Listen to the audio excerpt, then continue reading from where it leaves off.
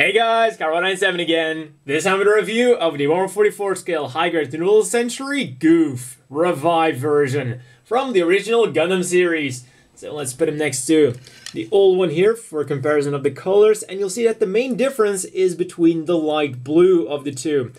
On the newer one, it's much lighter and also much more vibrant. Then we have the dark blue and the dark gray, which is pretty much the same on both of them.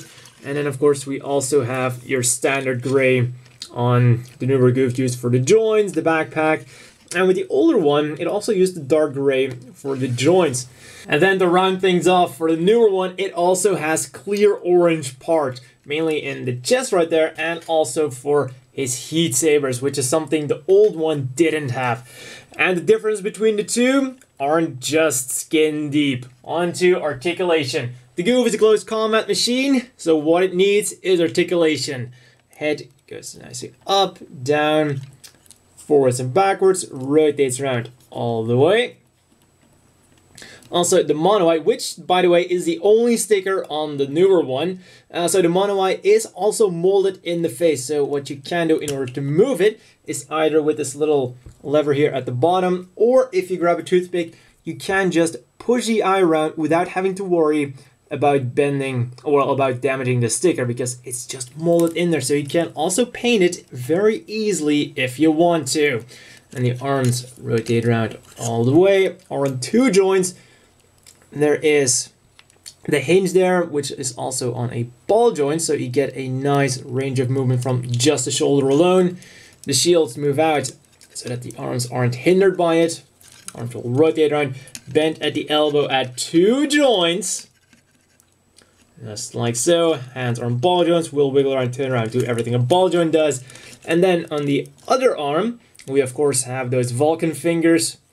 The thumb is separately on a ball joint, and then these four fingers are all molded together, but you can technically separate them if you want to. It's just that there's a lot of plastic in between them, but they do all have their own individual ball joints, so it's technically possible to separate them. Now, my biggest surprise was with the waist. Forwards nicely, backwards nicely, and significantly side to side. That's not something you usually expect from a Gouf, because, well, you have all those hoses going around.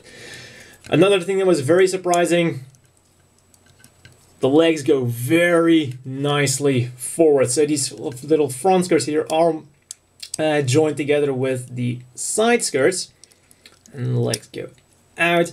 Now, for some reason, my right side skirt has a very big tendency to pop out, and here you can see the construction. The ball joint leads there, and it's just connected to the side right there.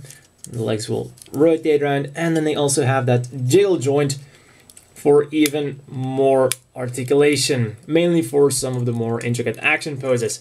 And the legs bend at two joints, just like that, and then the feet go forwards, have that usual Zaku flip-flop joint, backwards, side to side, and will also rotate around.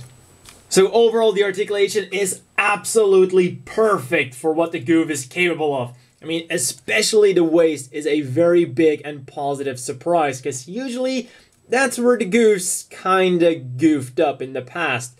So moving on to accessories, kicking off with the Gouf's shield, which also holds one of its more famous accessories, the absolutely beautiful heat sword. Now, the shield itself can be connected to either arm, left and right this time around, and can also be held inside of the hand, because we do get a handle, but there is one warning. Even though it's a handle, it's much thicker than the usual than for usual standard hands, because it's not going to go in here. What this handle is supposed to be for is the holding Vulcan gun hand, and that's absolutely brilliant, because I don't think there's any Gouf that can really use his hands for anything like this. Also, the cool thing about this is that this handle here actually rests against the thumb. So in case it kind of begins to wear down, it's not going to fall down because it's supported by the thumb. And that's a really good design choice. Much less stress there. And that is something shields in the past have kind of struggled with. So he can hold on to that shield absolutely perfectly, just so that he can draw out his heat sword. And that is the one thing that seems to be kind of a thing with recent Goufs, is that instead of actually getting a literal heat sword, we get more of a beam sword. But we don't just get one, we get two of them. And of course, the reason we get two of these heat swords is because it's a remold of the Gouf R35. That thing came with two, so Bandai just decided, why not give two with this guy as well? And the cool thing about these swords is that they are actually left and right swords, because there's a peg on only one side of the sword, which is good, because when you're holding it in a hand, there isn't just a weird peg sticking out or something.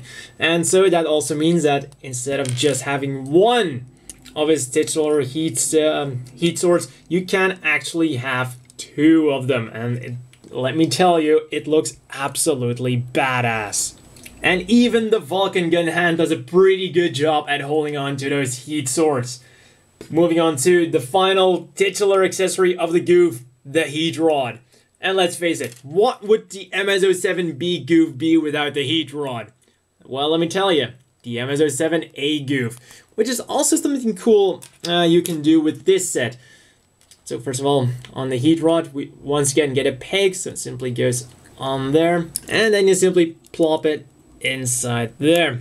And so the cool thing you can do with this is, for example, if you don't like the MS-07B Gouf, you can very easily turn this thing into an MS-07A Gouf, because this plate right here, even though we only get one of it, it uses the same connection as the heat rod part right here. So if you're getting a second one of these, or for example you're getting the Gouf R35, you can very easily give your Gouf R35 two heat rod arms and give this guy two normal arms, turning it immediately into a MS-07A Gouf, because of course we do also get regular left hands. And that's pretty much everything you need for your own MS-07A Gouf. Now back to the heat rod.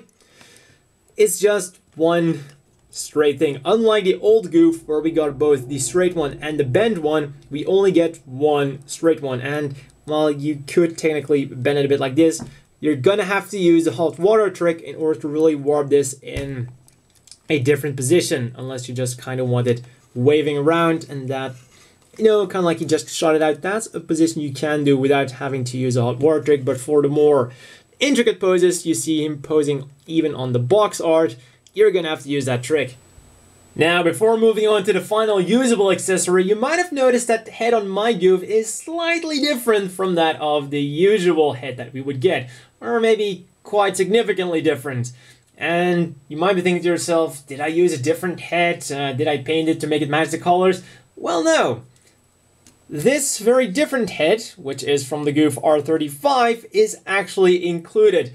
So we get not one, but two heads. And this is absolutely what made me fall in love with this kit, because at the same time it pleases the old school fans with a very old school big snouted Gouf face, or also the face we saw pretty much on all the promotional pictures, on the box art and everywhere else. And then we get this much more modern, badass, and just overall more streamlined and menacing looking Gouf head. So two birds with one stone in one kit, and for the life of me, I can't think of a kit that came with two styles of head. I've had kits with, you know, two different options for the head, where it was like, with like the Victory Gundams, where you could have like the normal head and then the scoping head, or the V-dash head, those kind of things. But never with the Gouf, where you get an old style head and a new style head. And let me tell you, these two heads are worlds apart.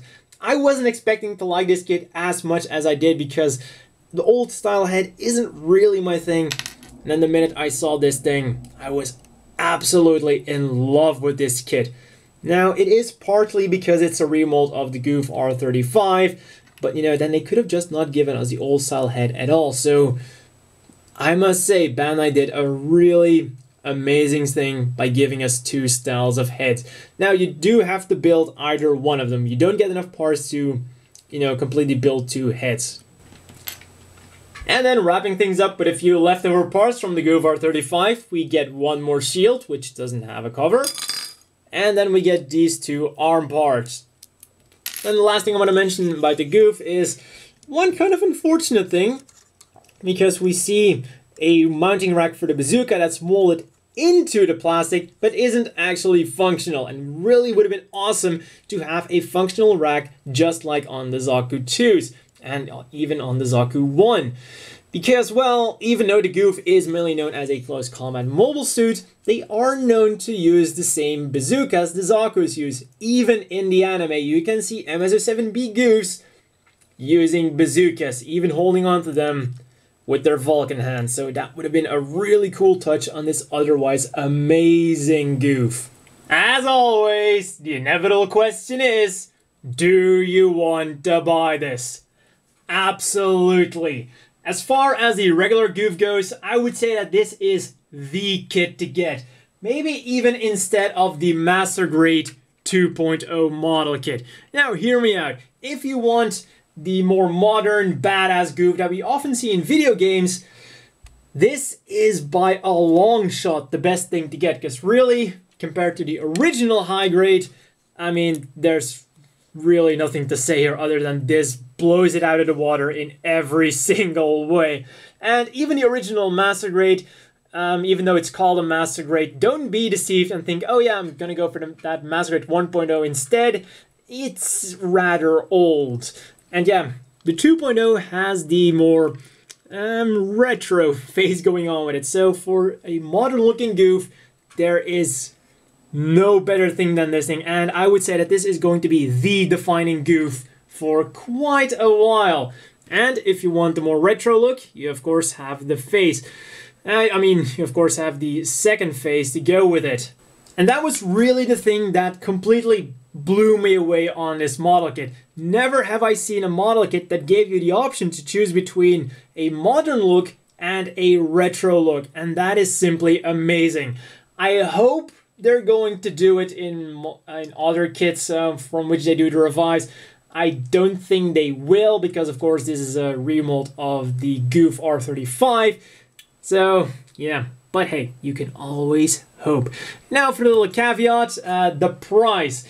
If you want the best deal out of a Gouf, this might not be the best one to get, because as I said before, this is a remold of the Gouf R35, so yeah, you are paying for accessories that are useless or that you don't need. So in that aspect, the Gouf R35 retails for the same price and does offer arguably more stuff. It's of course not the regular Gouf, but if you want the best deal, that is something to look out for.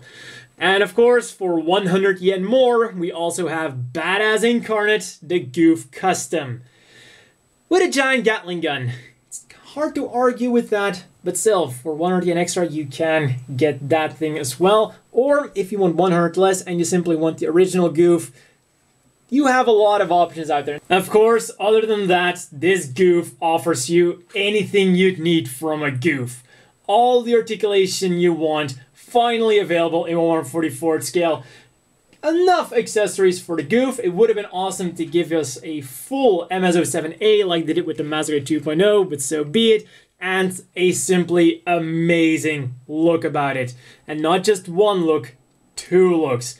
You know how you sometimes buy a model kit and you're expecting nothing at all, or you're maybe even thinking, I might not like this, but I'm going to buy it anyways, and it turns out to be absolutely amazing? Well, that's pretty much what I had with this Gouf, thanks to that modern head. It's just so gorgeous. For size comparisons, first of all, here is a group picture with all the different Goufs. From left to right, we have Vish Donahue's Gouf, we have the Gouf Fly Type, we have the regular Gouf, and the Eco-Pla Gouf. Once again, the revive curse strikes again. The old ones just don't look as badass anymore. And here I thought the original Gouf aged kinda well, and the Fly Type aged really well in terms of looks. They all look a bit next to the revive.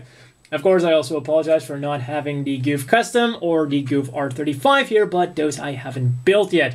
I'll have to get on with that, because really, after building this Revive Gouf, I really feel like building another one. Especially the Gouf Custom. Especially with that Gatling gun. Then here is next to the other two Revives from the Universal Century, the Gun Cannon and the Gundam. And man, out of all three of them, the Gouf was definitely the one that needed it the most. Heck, out of all of the high-grade tunable sentries, the Gouf was one of the two that by far needed it the most. The other one, of course, being the Gyan, and we all know what's being released next. Thank God for that. And finally, here is next to the standard size gym custom and the always bulky Zaku 3. Maybe that thing could use a revive too. Anyways, that's all for this review, and see you guys next time.